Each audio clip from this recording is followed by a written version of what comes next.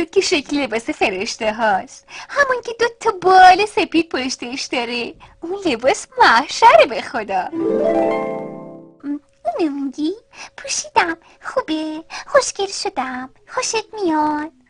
آره خودشه. حالا درست شدی اینه و فرشته ها.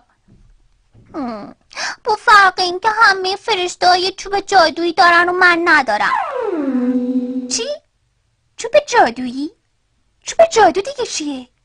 آی بابا، همون دیگه، همون چوب جادویی که فرشته مهربون تو کارتون سیندرلا داشت.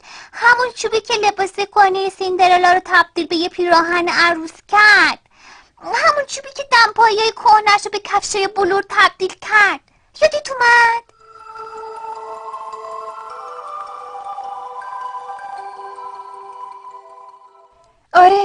آره عزیزم، یادم اومد.